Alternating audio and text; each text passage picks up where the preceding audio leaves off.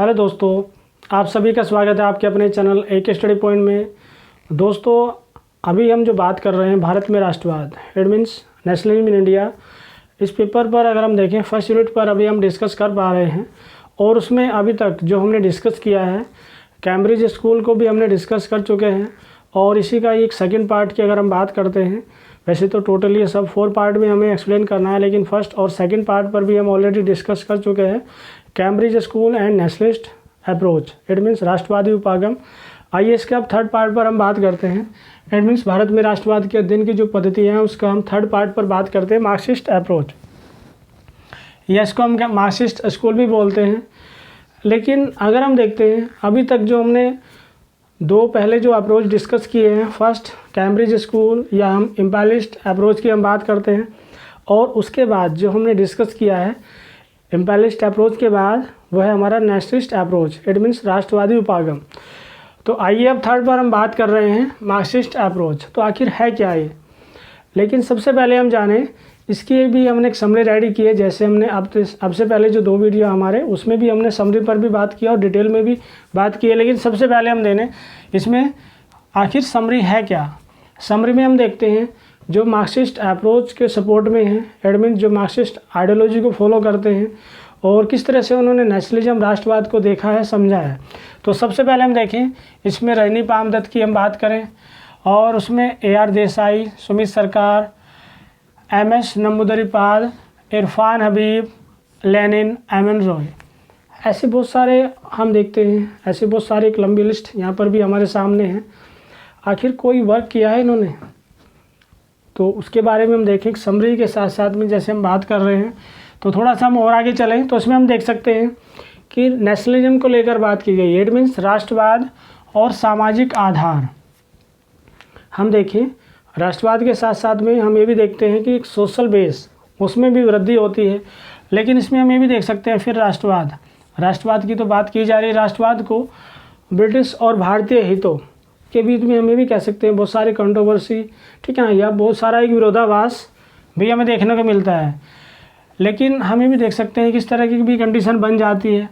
लेकिन उसके बाद अगर हम देखें आखिर और क्या कोई एक्टिविटी की गई है, तो हम कह सकते हैं उपनिवेशवाद, इट मीन्स कॉलोनिज्म का जो एक अगर हम देखते हैं जो आधारभूत, ठीक है ना, और जो एक बेसिक जो फैक्टर की हम बात करते हैं वो क्या है, हम बात कर सकते हैं कि इकोनॉमिक एक्सप्लॉयटेशन, इट मीन्स आर्थिक शोषण पर हम बात कर सकते हैं। तो इसमें हम देख सकते हैं कि उपनिवेशवाद, इट मीन्स क्या है इसका, कि उपनिवेशवाद का जो एक बेस होता है, इट मीन्स कॉलोनिज्म का जो बेस मिलता है उसको, तो वो इकोनॉमिक एक्सप्लॉयटेशन के बेस पर ही स्ट्रॉन्ग होता है, मजबूत होता है।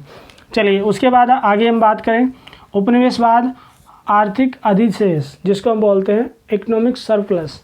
अगर हम देखें आर्थिक इकोनॉमिक अधिशेष होता क्या है, इस पर भी हम डिटेल में बात करेंगे।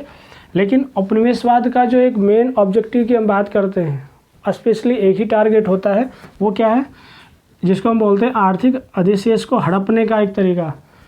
तो ये एक मेथड फॉलो किया जाता है किसके द्वारा, कॉलोनियलिज्म के द्वारा, उपनिवेशवाद के द्वारा। उसके बाद आते हैं जैसे जैसे हम देखते हैं कि ब्रिटिश गवर्नमेंट की जो भी पॉलिसी रही है, तो उसमें हम ये भी देखते हैं कि फिर नए वर्गों का उदय होता है।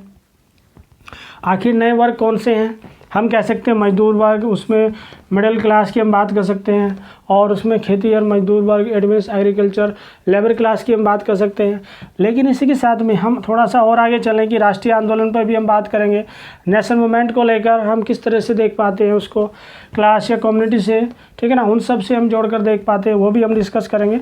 लेकिन और थोड़ा सा हम आगे चलें तो उसमें हम देख सकते हैं कि ब्रिटिश शासन, ठीक है ना, ब्रिटिश शासन की पराधीनता, इट मीन्स ब्रिटिश शासन की जो गुलामी है उससे सब फ्री होना चाहते हैं। इट मीन्स एक एफर्ट्स किया जाता है जिसको हम बोलते हैं पॉलिटिकल लिबर्टी, इट मीन्स राजनीतिक स्वतंत्रता चाहिए, सामाजिक स्वतंत्रता नहीं, राजनीतिक स्वतंत्रता हो, क्योंकि उसमें सभी कुछ ऐड हम देख सकते हैं, सभी कुछ इंक्लूड होते हैं।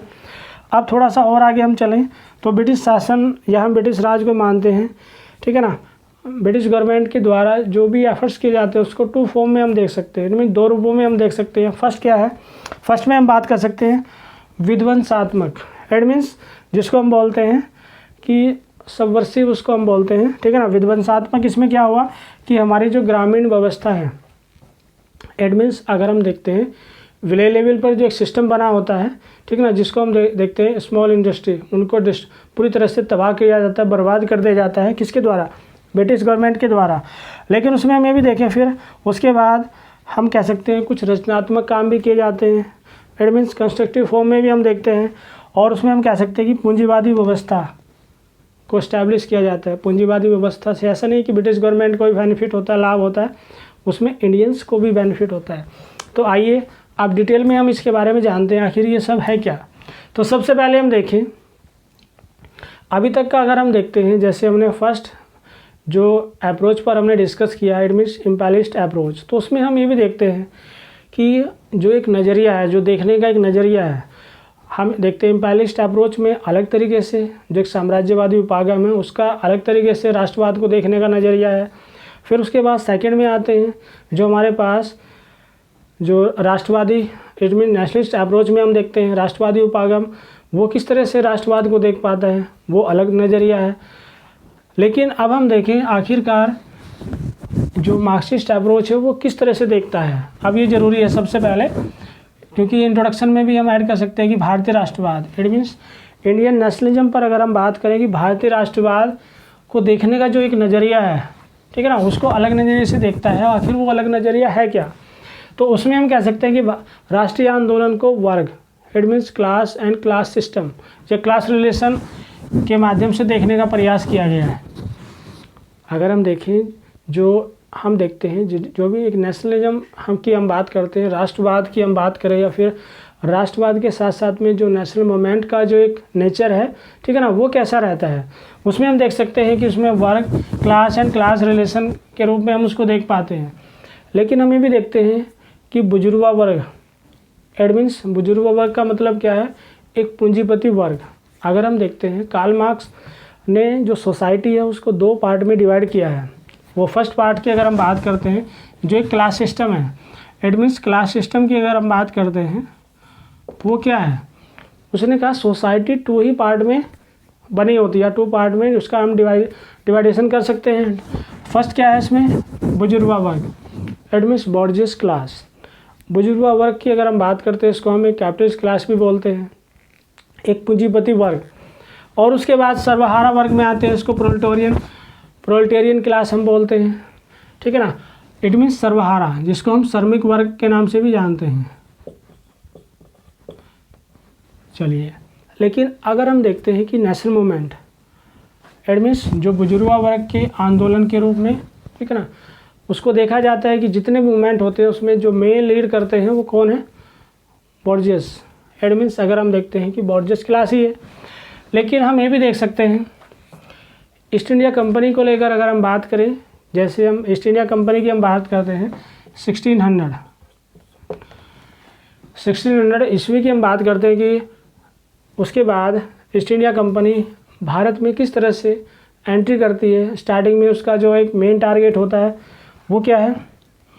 ट्रेड करना, व्यापार करना। व्यापार करने के साथ साथ में फिर बाद में धीरे धीरे सिस्टम में बहुत सारे बदलाव आते हैं। बदलाव होने के साथ साथ में हम देख सकते हैं कि भारत पर कब्जे की प्रकृति, ऐसा नहीं है कि स्टार्टिंग में जो ब्रिटिश गवर्नमेंट की स्ट्रैटेजी जो रही है, जो रणनीति रहती है, वो स्टार्टिंग में ही हम कह सकते हैं कि पूरे भारत पर कब्जा कर लिया जाता नहीं। स्टार्टिंग में जो नेचर होता है, जो हम कहते हैं ब्रिटिश गवर्नमेंट का जो एक नेचर है वो क्या है? Only trade monopoly, it means trade के बेस पर ही वो इंडिया में एंट्री करते हैं। और बाद में धीरे धीरे हम देखते हैं बाद में जो एक सिस्टम में बहुत सारे बदलाव आते हैं। और हम ये भी देखते हैं स्टार्टिंग में जो ईस्ट इंडिया कंपनी आती है वो एक ट्रेड पर्पज से आती है, इट मीन्स कॉलोनिज्म का एक फॉर्म होता है। लेकिन बाद में कॉलोनिज्म कब इम्पेरियलिज्म में कन्वर्ट हो जाता है, वो धीरे धीरे एफर्ट्स किए जाते हैं। लेकिन अब हम ये भी देखें कि टोटली हम कहें कि इंडिया में एंट्री की और उसके बाद पूरी इंडिया को ही कैप्चर कर लिया जाता नहीं। उसमें हम देखते हैं बहुत सारे एक लंबा समय उसने स्पेंड किया इंडिया में। और ईस्ट इंडिया कंपनी के साथ साथ में हमें भी देखते हैं फिर बहुत सारा कंपटीशन भी स्टार्ट होता है। उसमें बहुत सारे जो यूरोपियन कॉन्टिनेंट के, जो हमने लास्ट लेक्चर में भी डिस्कस किया था कि यूरोपियन कॉन्टिनेंट के बहुत सारे कंट्री हैं जो इंडिया में ट्रेड पर्पज से ही इंडिया में आते हैं। और फिर बहुत सारा एक कंपटीशन स्टार्ट होता है। कंपटीशन स्टार्ट होते होते ये होता है कि फिर कंडीशन ये बन जाती है कि ईस्ट इंडिया कंपनी इंडिया में सर्वाइव करती है। और अंत तक हम देखते हैं 1947 तक, ठीक है ना, ब्रिटिश गवर्नमेंट अपने तरीके से काम करती रहती है। लेकिन अब ज़रूरी ये है कि नेचर को लेकर हम बात करते हैं कि आखिर उसका नेचर कैसा है। अगर हम देखते हैं ब्रिटिश गवर्नमेंट ने स्टार्टिंग में ट्रेड मोनोपोली को फॉलो किया, लेकिन उसके बाद धीरे धीरे इम्पेरियलिज्म में पूरी तरह से हमारे जो सिस्टम है उसको पॉलिटिकली हम कहीं राजनीतिक रूप से भी इसको कैप्चर कर लिया जाता है। अब थोड़ा सा और आगे हम थोड़ा सा अगर डिस्कस करें, हालांकि अभी तक का अगर हम देखते हैं ब्रिटिश गवर्नमेंट या हम कहीं ईस्ट इंडिया की एंट्री से पहले की, it means east India company की एंट्री नहीं हो पाई है, उससे पहले का थोड़ा सा हम देखें। आखिर उससे पहले भी तो हम देखते हैं बहुत सारे जो विदेशी हैं, ठीक है ना, या हम कहीं बहुत सारे शासक भारत में आए हैं। जैसे हम देख सकते हैं Maurya dynasty, it means Maurya साम्राज्य का जब पतन हो जाता है तो उसके बाद जो हमारा एक पॉलिटिकल स्ट्रक्चर है, एक राजनीतिक जो एक व्यवस्था है, वो किस तरह से डिसबैलेंस हो जाती है।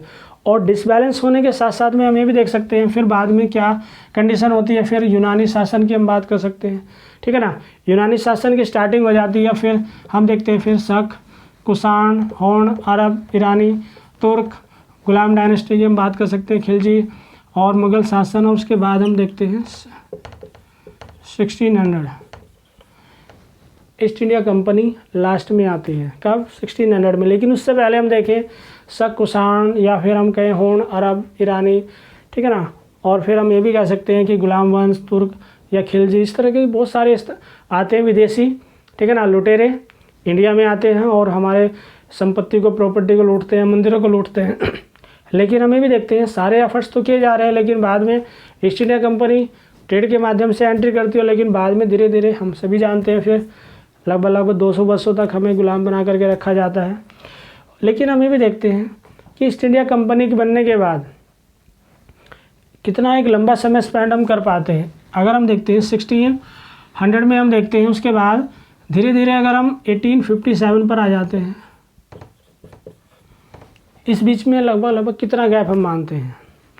अगर हम देखें अप्रोक्सीमेट 257, एट मीन्स इतने वर्ष, 257 वर्षों की अगर हम बात करते हैं,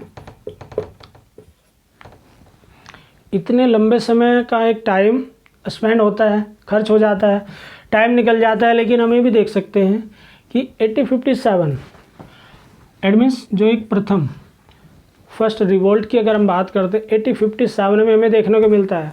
कार्ल मार्क्स ने इस पर भी स्पेशली फोकस किया है। कार्ल मार्क्स का मानना है कि जो एक आज़ादी के लिए जो एक एफर्ट्स किया जाता है वो अलग तरीके का एक एफर्ट्स था, एक अलग तरीके से प्रयास किया जाता है।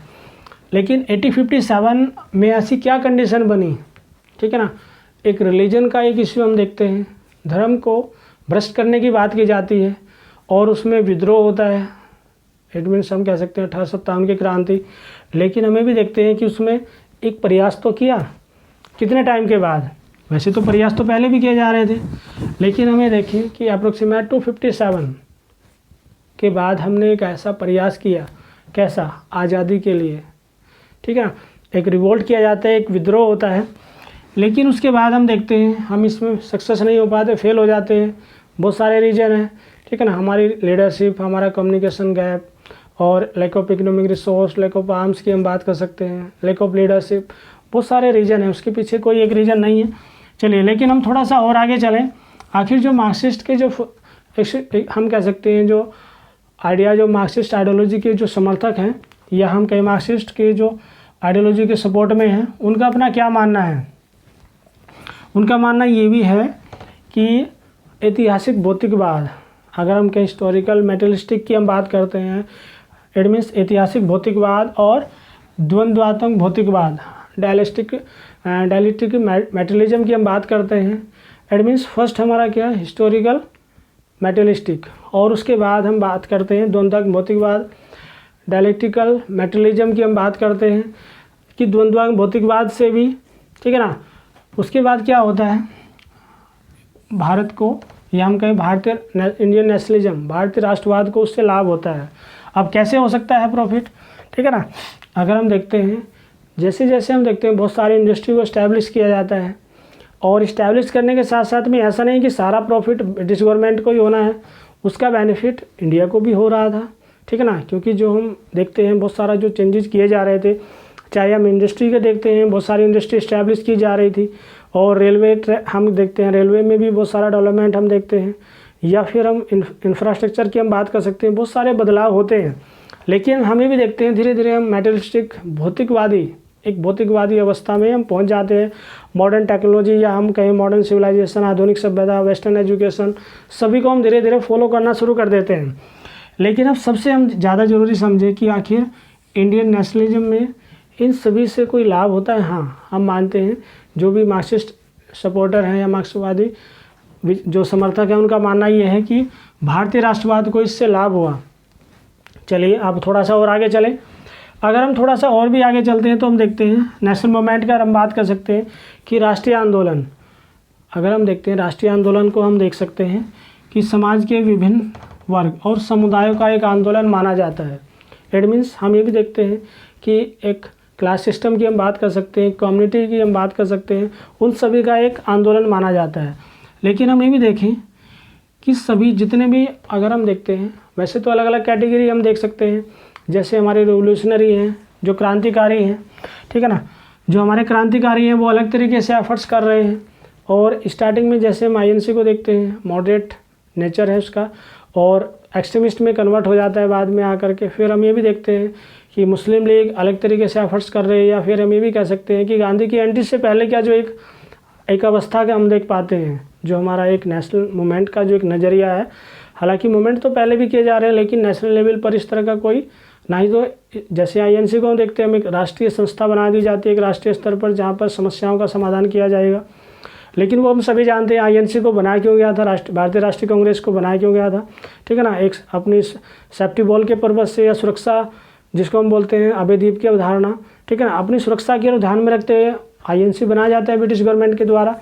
लेकिन हम ये भी देखिए कि उसमें बहुत सारे इंडियंस भी सपोर्ट करते हैं। लेकिन अब वापस हम आ जाए कि सभी वर्गों का एक प्रयास, इट मीन्स हम देखें चाहे हम उसमें एलिट क्लास की हम बात करें या फिर मिडिल क्लास की हम बात करते हैं या फिर लोअर क्लास, उसमें सभी तरह की क्लास की हम बात कर सकते हैं। सभी का एक पार्टिसिपेशन, सभी का कंट्रीब्यूशन हमारे जो भी मूवमेंट है नेशनल मूवमेंट में रहता है। लेकिन हम ये भी देखते हैं उसमें पीजेंट क्लास की हम बात कर सकते हैं जो एक कृषक वर्ग है, और उसमें हम लेबर क्लास की हम बात कर सकते हैं, और ट्राइबल्स की हम बात कर सकते हैं, ट्राइबल जो एक क्लास है, ठीक है ना। लेकिन अगर हम थोड़ा सा और भी देखें कि सभी वर्गों का तो प्रयास किया ही जा रहा था, लेकिन इसमें हम थोड़ा सा ये भी देख सकते हैं ब्रिटिश शासन, इट मीन्स ब्रिटिश गवर्नमेंट से सब फ्री होना चाहते थे। जो भी ब्रिटिश गवर्नमेंट के द्वारा लंबे समय से पब्लिक को एक्सप्लॉइट किया जा रहा था, शोषण किया जा रहा था। और हम ये भी देख सकते हैं कि बहुत सारी इस तरह की कंडीशन बनाई जा रही थी, नए नए एक्ट ला करके पब्लिक को टॉर्चर किया जा रहा था। लेकिन हम ये भी देखते हैं फिर उसके लिए हम फ्री क्यों होना चाहते हैं, फिर हम क्या करेंगे, फ्री होने आज़ादी होकर के क्या बेनिफिट हो सकता है। तो फिर बात की जाती है कि रिकन्स्ट्रक्शन की हम बात कर सकते हैं कि समाज का हम पुनः निर्माण करेंगे, समाज को एक बेहतर समाज बना का प्रयास किया जाएगा। तो इस तरह का हम देख सकते हैं। लेकिन जैसे हमने अभी समरी में भी डिस्कस किया था, ब्रिटिश गवर्नमेंट का हम देख सकते हैं एक इम्पैक्ट को लेकर, ब्रिटिश गवर्नमेंट का कोई इम्पैक्ट आता है पब्लिक पर, इंडियन पॉपुलेशन पर, हम मानते हैं इंडियन पब्लिक पर हम देख सकते हैं सामाजिक और आर्थिक, it means social and economic system के बेस पर हम कह सकते हैं इम्पैक्ट आता है। पॉजिटिव इम्पैक्ट भी है और नेगेटिव इम्पैक्ट भी है।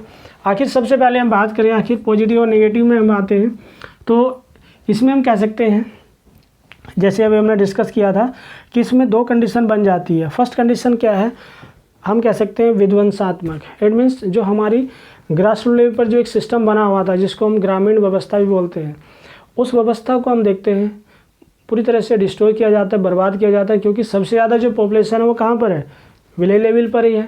और जो उनके स्मॉल इंडस्ट्री की हम बात करते हैं, जो उनके उद्योग हैं, और उनको पूरी तरह से तबाह किया जाता है। ऐसा क्यों होता है, क्योंकि ब्रिटिश गवर्नमेंट चाहती है कि हमें सबसे ज़्यादा प्रॉफिट हो, ठीक है ना, उसको लेकर ही ध्यान में रखते हुए ऐसा किया जाता है। जो हमारी ग्रास रूट लेवल पर जो एक सिस्टम है उसको तबाह किया जाता है। लेकिन हमें भी देख सकते हैं कि उसमें एक कंडीशन ये भी बनती है, इसको हम कह सकते हैं एक नेगेटिव एस्पेक्ट को लेकर हम बात कर सकते हैं। लेकिन एक पॉजिटिव एस्पेक्ट ये भी हम देख सकते हैं कंस्ट्रक्टिव वाला है, जो वो है पूंजीवादी व्यवस्था, इट मीन्स कैपिटलिस्ट सिस्टम की हम बात करते हैं, पूंजीवादी व्यवस्था को स्टैब्लिश कर दिया जाता है। अब हम ये भी देखें कि आखिर पूंजीवादी व्यवस्था को तो स्थापित किया जा रहा है, लेकिन उसके बहुत सारे कुछ बेनिफिट भी हम देखते हैं। फिर धीरे धीरे जो कैपिटलिस्ट सिस्टम है वो पूरी तरह से इंडिया में भी इम्प्लीमेंट हो जाता है, लागू हो जाता है और वो धीरे धीरे उसको फॉलो किया जाता है। चलिए उसके बाद थोड़ा सा हम और आगे आते हैं तो हम ये भी देखते हैं बहुत सारे, जैसे हम बात कर रहे थे जो मार्क्सिस्ट आइडियोलॉजी के जो सपोर्ट में हैं, ठीक है ना, जो सपोर्टर हैं, तो उसमें हम देख सकते हैं सुमित सरकार, उनका अपना क्या स्टेटमेंट है, मार्क्सिस्ट आइडियोलॉजी को सपोर्ट करते हैं। लेकिन हमें भी देखते हैं नेशनलिज्म को लेकर उनका अपना क्या नज़रिया है, या जो भी नेशनल मूवमेंट होते हैं या नेशनलिज्म राष्ट्रवाद है उसको लेकर क्या नज़रिया है। रजनी पामदत्त पर भी हम बात करेंगे और उसमें MS नंबूदरीपाद है और MN राय, सभी पर आते हैं धीरे धीरे। लेकिन सबसे पहले हम बात करते हैं सुमित सरकार। सुमित सरकार की एक बहुत ही पॉपुलर बुक है, ठीक है ना, वो है मॉडर्न इंडिया, इट मीन्स आज का भारत, सॉरी, इसमें हम बात करें सुमित सरकार की जो बुक है मॉडर्न इंडिया, इट मीन्स आधुनिक भारत, ठीक है ना। तो उसमें हम कह सकते हैं कि सुमित सरकार ने बात क्या की है, आखिर इस बुक में है क्या। मॉडर्न इंडिया की जब हम बात करते हैं तो उसमें हम बात कर रहे हैं वर्ग और वर्ग चेतना, इट मीन्स अगर हम कहें class and class consciousness, it means वर्ग और वर्ग चेतना को उसने कहा है कि उनका एनालिसिस किया जाना चाहिए। इट मीन्स अगर हम देखते हैं क्लास एंड क्लास कॉन्शियसनेस की तो बात की जा रही है, लेकिन हम ये देखिए कि समाज विश्लेषण, इट मीन्स सोसाइटी के बेस पर उनका एनालिसिस होना चाहिए। सोसाइटी ये, क्योंकि जो हम क्लास सिस्टम में हम देखते हैं वो सब क्या है, सोसाइटी का ही तो पार्ट है। लेकिन हम देखते हैं कि उन्हें as a instrument, it means बात की गई है कि एक उपकरण, एक इंस्ट्रूमेंट एज ए इंस्ट्रूमेंट हम कह सकते हैं, एक उपकरण मानकर उनका क्या करना चाहिए, उनका यूटिलाइज करना चाहिए। लेकिन उसमें कंडीशन ये भी है कि फ्लेक्सिबिलिटी भी होनी चाहिए, लचीलापन भी होना चाहिए, और हम ये भी कह सकते हैं कि बुद्धि कौशल, इट मीन्स अगर हम देखते हैं स्किलफुल की हम बात कर सकते हैं कि इस तरह का एक एफर्ट्स होना चाहिए। लेकिन हम ये भी देख सकते हैं फिर नेशनल स्ट्रगल की हम बात करें, राष्ट्रीय संघर्ष या हम के आज़ादी स्वतंत्रता, उन सब के लिए हम कह सकते हैं कि जो सुमित सरकार का अपना स्टेटमेंट है कि इसमें बॉर्जियस क्लास एंड प्रोलेटेरियन क्लास, ठीक है ना, उन सभी दोनों की हम मानते हैं भूमिका रही है। हम ये भी नहीं कह सकते कि इसमें जो भी नेशनल मूवमेंट की हम बात करते हैं, नेशनल स्ट्रगल जो राष्ट्रीय जो संघर्ष होता है उसमें ओनली हम कहें कि प्रोलेटेरियन क्लास का ही एक एफर्ट्स रहा है, नहीं, या हम कहें बॉर्जियस क्लास का ही एफर्ट्स रहा है, कंट्रीब्यूशन रहा है, नहीं। हम देखते हैं जब सुमित सरकार का जो एक अपना स्टेटमेंट है, उन्होंने कहा है कि जितना भी आज़ादी के लिए जो भी प्रयास हुए हैं, फ्रीडम के लिए जो भी एफर्ट्स हुए हैं, तो उसमें हम बॉर्जियस क्लास की भी बात करते हैं और प्रोलेटेरियन, ठीक है ना, बुजुर्गा वर्ग और सर्वहारा वर्ग, इट मीन्स पूंजीपति वर्ग और श्रमिक वर्ग, दोनों का ही एक बहुत ही एक इम्पोर्टेंट रोल रहा है। चलिए उसके बाद रजनी पामदत्त की हम बात करें, रजनी पामदत्त की एक बुक है, ठीक है ना, इंडिया टुडे की हम बात करते हैं, तो उसमें हम देख सकते हैं उन्होंने कहा है कि राष्ट्रीय आंदोलन को अलग अलग तरीके से हम देखते हैं। जैसे जैसे हमारा नेशनल मूवमेंट स्टार्ट होता है, या हम कहें नेशनल मूवमेंट की अगर हम बात करते हैं, हालांकि हम 1857 में एक एफर्ट्स हमने किया है, ठीक है ना, एक राष्ट्रीय स्तर पर इस तरह का एक मूवमेंट चला जाता है कि हमें आज़ादी चाहिए, फ्रीडम चाहिए। लेकिन हम बात करते हैं रजनी पामदत्त, ठीक है ना, उन्होंने कहा है कि इंडिया में जो नेशनल या नेशनलिज्म की हम बात करते हैं, नेशनल मूवमेंट, ठीक है ना, वो धीरे धीरे अलग अलग वेरियस टाइप्स में हम देखते हैं, या अलग अलग स्टेप्स बने हैं उसके भी, ठीक है ना। लेकिन इसमें बात की गई first world war. First world war हम सभी जानते हैं 1914 टू 1918 तक एक इसका टाइम पीरियड है, इसकी ड्यूरेशन अवधि है। लेकिन उसके बाद हम देखें कि फर्स्ट वर्ल्ड वार से पहले के जितने भी हम मूवमेंट देखते हैं वो मास मूवमेंट की कैटेगरी में नहीं आते हैं, ठीक है ना। लेकिन हम ये भी देखते हैं कि फर्स्ट वर्ल्ड वार के बाद जो भी मूवमेंट होते हैं वो मास मूवमेंट की कैटेगरी में हम उनको रखते हैं। लेकिन उससे पहले के जो मूवमेंट है वो मास मूवमेंट, इट मीन जन आंदोलन की कैटेगरी में नहीं आते हैं। क्यों नहीं आते हैं, अब हम बात करें, सबसे पहले हम देख सकते हैं कि अब से पहले हमने 1857 देखा है, ठीक है ना। 1857 में हम देखें कि उसमें कंडीशन क्या है, हमारे पास जो एक यूनिटी होनी चाहिए वो नहीं है, लीडरशिप होनी चाहिए उसकी भी कमी है, ठीक है ना, और हमारे पास इकोनॉमिक रिसोर्स होने चाहिए वो तो नहीं है, और भी बहुत सारे रीजन हमने डिस्कस किए। लेकिन अब हम जो सबसे इम्पोर्टेंट बात है, हम देखते हैं मूवमेंट के एक नेचर, आखिर उसका जो एक नेचर है वो हम देखते हैं फर्स्ट वर्ल्ड वार के, ठीक है ना। फर्स्ट वर्ल्ड वार के टाइम में भी हम देखते हैं, हालांकि फर्स्ट वर्ल्ड वार के टाइम पर जब गांधी की एंट्री होती है तो उसमें ब्रिटिश गवर्नमेंट को गांधी सपोर्ट करते हैं, सभी से अपील करते हैं कि हमें ब्रिटिश गवर्नमेंट को सपोर्ट करना, फुल्ली सपोर्ट करते हैं, ठीक है ना। मनी या हम कहें मैन पावर, सभी तरह से सपोर्ट किया जाता है, हम सभी जानते हैं। लेकिन उसके बाद गांधी भी प्रॉपर समझ पाते हैं कि हाँ ब्रिटिश गवर्नमेंट किस तरह से फ्रॉड कर रही है, धोखा कर रही है, और जो भी कमिटमेंट करती है उसको पूरा ही नहीं करती है। वैसे कमिटमेंट करने के बाद भी अगर हम उसको फुलफिल नहीं कर पा रहे हैं तो फिर तो कुछ गड़बड़ है। लेकिन हम देखें फिर उसके बाद हम ये भी कह सकते हैं कि मोमेंट के बाद, ठीक है ना, हम ये भी देख सकते हैं उससे पहले का जो एक मोमेंट हम देखते हैं, इट मीन्स अगर हम कहें कि फर्स्ट वर्ल्ड वार से पहले की कंडीशन तो हमने डिस्कस की कि हम मास मूवमेंट नहीं देख पाते हैं, एक जन आंदोलन की एक यूनिटी बननी चाहिए वो नहीं बन पाती है। लेकिन एक विजय ये भी रहती है कि फर्स्ट वर्ल्ड वार से पहले की जो एक अवस्था है उसमें हम ये भी देखते हैं कि शिक्षित मध्यम वर्गों तक ही वह सीमित रह जाता है। इट मीन्स जो मूवमेंट होते हैं वो शिक्षित मध्यम वर्गों तक ही सीमित रहते हैं, ठीक है ना। लेकिन उसके बाद हम ये भी देखें आखिर उसके पीछे वजह क्या है, एक मास मूवमेंट क्यों नहीं बन पा रहे हैं। हमें भी देखते हैं divide and rule, it means बांट और शासन करो, पब्लिक को जितना हो सकता है डिवाइड करते रहो और तुम सत्ता में बने रहोगे। ये सिस्टम फॉलो किया जाता है, इट मीन्स ये स्ट्रैटेजी फॉलो की जाती है, रणनीति फॉलो की जाती है, सक्सेसफुल भी होती है। हम देखते हैं हिंदू मुस्लिम, ठीक है ना, उनके अलग अलग उनको एग्री किया जाता है या उनको बहुत सारे इस तरह की कुछ फैसिलिटी दे दी जाती है और उनको कभी भी एक यूनिटी नहीं बन पाती उन दोनों के बीच में। हिंदू मुस्लिम बहुत सारे राइट्स भी होते हैं या हमें कई कम्युनल राइट्स भी होते हैं। लेकिन इसी के साथ में हम जब देखते हैं फिर गांधी की एंट्री होने के बाद फर्स्ट मूवमेंट होता है या हम कहें नॉन कॉपरेशन मूवमेंट या सिविल डिसऑबीडियंस मूवमेंट, क्विट मूवमेंट, बहुत सारे मूवमेंट होते हैं। लेकिन वो सब हम देखते हैं कि फिर सभी एक ही प्लेटफॉर्म को ज्वाइन करते हैं और सारे मूवमेंट्स किए जाते हैं। चलिए उसके बाद थोड़ा सा हम और आगे आते हैं। एमएस नंबूदरीपाद के अकॉर्डिंग हम देखते हैं, उनका मानना ये है कि इंडिया में जो भी नेशनल मूवमेंट हुए हैं या हम कहें डेवलपमेंट ऑफ नेशनल मूवमेंट की हम बात करते हैं कि राष्ट्रीय आंदोलन का विकास किस तरह से हुआ है। सबसे पहले हमने बात कर सकते हैं इसमें फर्स्ट 1857, ठीक है ना, 1857 रिवोल्ट की हम बात कर सकते हैं कि विद्रोह होता है और विद्रोह होने के साथ साथ में धीरे धीरे इस तरह का एक स्ट्रेटजी बनाना शुरू होता है या नेशनलिज्म का भी एक हम कह सकते हैं राष्ट्रवाद की एक भावना बननी शुरू हो जाती है। लेकिन उसके बाद हम ये भी देखते हैं कि राष्ट्रवाद को बुजुर्गवा राष्ट्रवाद की संज्ञा दी है किसने, एमएस नंबूदरीपाद की हम बात करते हैं। उन्होंने कहा है कि जो इंडियन नेशनलिज्म है, जो भारतीय राष्ट्रवाद है वो कैसा है, ओनली बॉर्जियस नेशनलिज्म की हम बात कर सकते हैं। उन्होंने कहा है ये कैसा है, बॉर्जियस नेशनलिज्म है, बुजुर्गवा इट मीन्स जो पूंजीपतियों का राष्ट्रवाद है, यही इसको संज्ञा दी गई है। लेकिन उसके बाद एक पॉइंट पर और बात की है कि राष्ट्रवाद का किसानों का राष्ट्रवाद भी उसको बोल दिया गया।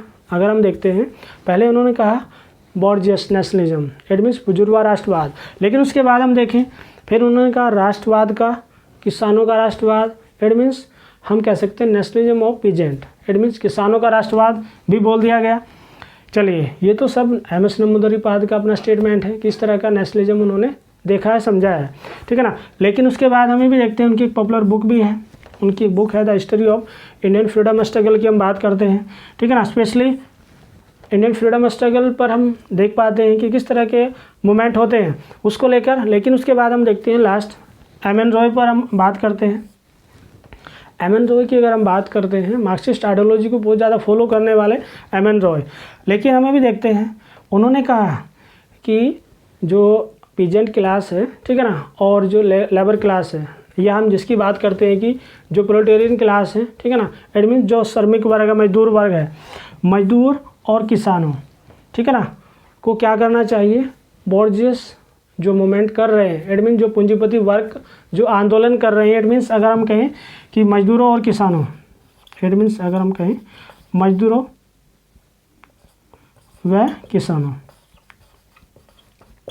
को अपना क्या करना चाहिए, एक सेपरेट मूवमेंट चलाना चाहिए। और जो बॉर्जियस मूवमेंट कर रहे हैं, ठीक है ना, उनको जो करना है वो कर लेने दो। क्योंकि हम ये भी देखते हैं बॉर्जियस जो हम बात करते हैं कि जो बुजुर्गा वर्ग है, ठीक है, यानी कि पूंजीपति जो वर्ग है, उनकी अपने जो इंटरेस्ट है या उनकी जो प्रॉब्लम्स हैं वो डिफरेंट है।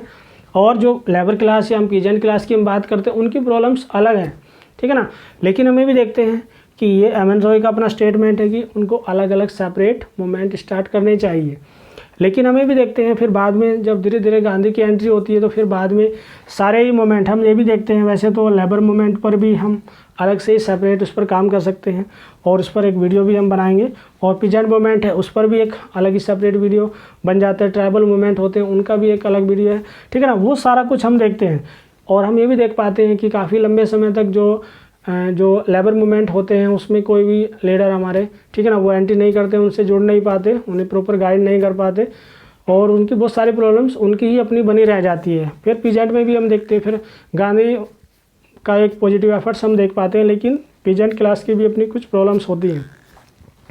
लेकिन लेबर जो हम बात करते हैं, बॉर्जेस जो मूवमेंट हैं वो अपने तरीके से, ठीक है ना, बहुत सारे ऐसे भी हैं जो हम बात कर सकते हैं। जो बॉर्जेस क्लास की हम बात करते हैं, कुछ रॉयलिज्म को फॉलो कर रहे हैं, कुछ पैट्रियोटिज्म को फॉलो कर रहे हैं, इट मीन्स कुछ राजभक्ति को फॉलो कर रहे हैं, और कुछ ऐसे भी जो देशभक्ति में ट्रस्ट कर रहे हैं। लेकिन कंडीशन ये बन जाती है कि इस तरह का एफर्ट्स तो किया जा रहा है और वो सब किया जाता रहा है, लेकिन कंप्लीटली अगर हम देखें इसका आखिर कोई कंक्लूजन हम निकाल पाते हैं?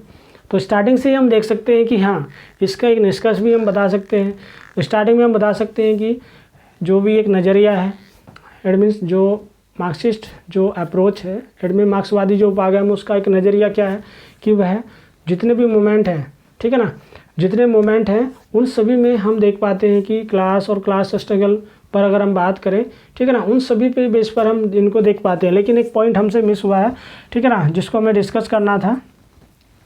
आखिर आर्थिक अधिशेष, इट मीन्स हम कहें इकोनॉमिक सरप्लस, आखिर इकोनॉमिक सरप्लस होता क्या है? जैसे हम देख सकते हैं कोई भी कंपनी का ओनर होता है, ठीक है ना,